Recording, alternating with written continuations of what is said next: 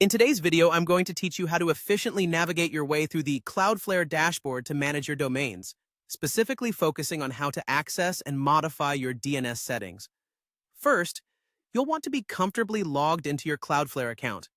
Once you're there, the Cloudflare dashboard is your main hub, so it's important to start here. Begin by ensuring you're on the page labeled Domains.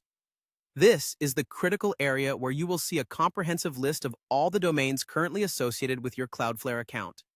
Now, once you're on the domains page, you will notice that it presents each of your domains in an organized fashion. Your task is to locate the specific domain that you are interested in removing or managing. As you hover over each domain listed, you'll see on the right side of each entry a set of 3 vertical dots. This is your action menu. Click on those 3 dots to reveal a drop-down menu with further options. You're going to want to select Configure DNS from this menu. Clicking this will take you to an entirely new page within the dashboard. This page is crucial as it provides you with the entire suite of DNS management tools that Cloudflare offers. Here, you'll find various options and settings that allow you to alter DNS parameters such as filters, setups, and name servers.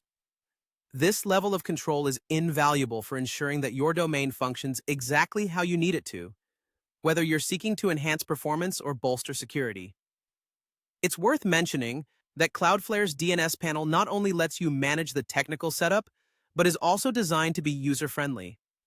This functionality provides great flexibility, whether you are a seasoned IT professional or just beginning to delve into domain management.